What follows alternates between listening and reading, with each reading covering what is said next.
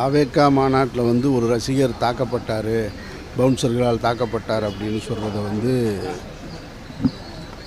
அதிலேயே 2 முரணான செய்தி இருக்குது.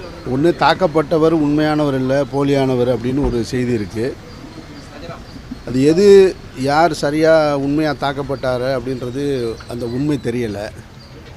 எதுவாக இருந்தாலும் உண்மையிலே அவர் தான் தாக்கப்பட்டிருந்தாலும் அந்த வழக்கில் வந்து விஜயை முதல் குற்றவாளியாக சேர்த்தது அப்படின்றது நம்ம வந்து காவல்துறையை மிகப்பெரிய கேள்விக்குறியாக்குதுன்னு தான் நினைக்கிறேன். அவங்களுடைய கடமையை இது மாதிரியான பொது நிகழ்ச்சிகளில் நடக்கக்கூடிய அசம்பாவிதங்களுக்கு அந்த நிகழ்ச்சிக்கு இருக்கக்கூடிய ஒரு கட்சியினுடைய தலைவரை வந்து நம்ம முதல் குற்றவாளியாக சேர்க்கறது வந்து அது போன்ற ஒரு அரசியல் தேவையற்றதுன்னு நான் பார்க்குறேங்க.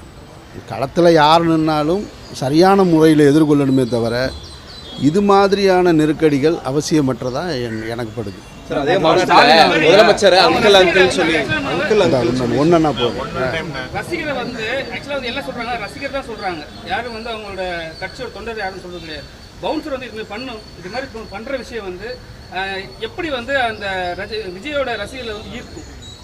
இல்லை, அது அவருக்கும் அவருடைய ரசிகர்கள் சம்மந்தப்பட்டது. அதில் நம்ம பற்றி கவலைப்பட வேண்டியதில்லை. அது அவர் ரசிகர் தான் கவலைப்படணும்.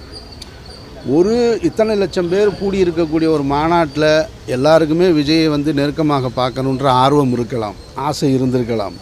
அதுக்காக எல்லாரும் அந்த ரேம்பில் ஏறி நிற்க முடியுமா? நின்னா என்னத்துக்காகும், என்ன அசம்பாவிதம் நடக்கும்ன்றதை பார்க்கணும். அந்த மேடை தாங்க அது உடஞ்சிரும். அப்புறம் ரெண்டாவது, ஒரு நடிகருக்கு ஒரு உச்சகட்டத்தில் இருக்கக்கூடிய ஒரு நடிகர் பொதுவெளிக்கு வரும்பொழுது அவருடைய ரசிகர்கள் பக்கத்தில் நெருக்கத்தில் தொட்டு பார்க்கணுன்ற ஆசை இருக்கும்.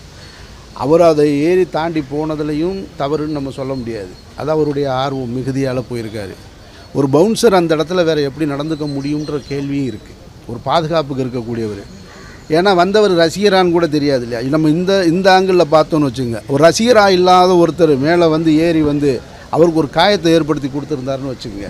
அப்போ என்ன சொல்லுவோம், இவ்வளோ பேர் பவுன்சர்ஸ் இருந்து ஒரு ஓய்பிரிவு பாதுகாப்பும் இருந்தும் என்ன நடந்ததுன்ற கேள்வி வரும். அப்போ ரெண்டுமே இருக்குது. நாணயத்துக்கு 2 பக்கம் மாதிரி இந்த செயலுக்கு 2 பக்கமும் இருக்குது. அது அந்த பாதிக்கப்பட்ட ரசிகரும் அந்த தலைவரும் அவரும் அவங்களுக்குள்ள உள்ள பிரச்சனை. அதை நம்ம பொது பிரச்சனையாக விவாதிக்க வேண்டிய அவசியம் இல்லைன்றது என்னுடைய கருத்து. முதல்வர் ஸ்டாலின் அவர்களே தன்னை வந்து எல்லாரும் அப்பான்றதை அழைக்கணும் தான் ஆசைப்படுறாங்க. ஆனால் விஜய் வந்து அந்த மாநாட்டில் பார்த்தீங்கன்னா அங்கிள் ஸ்டாலின் கிண்டல் பண்ணுற தோணியில் பேசுகிறார். அது எப்படி நான் பார்க்குறீங்க? அதாவது அங்கிள்ன்ற வார்த்தை ஒன்றும் தவறான வார்த்தை கிடையாது. ஆனால் அதை உபயோகப்படுத்துகிற இடமும் உபயோகப்படுத்துகிற ஆளும் தான் இங்கே ரொம்ப முக்கியமானது. விஜய் அவர்கள் ஒரு நடிகராக மட்டும் இருந்து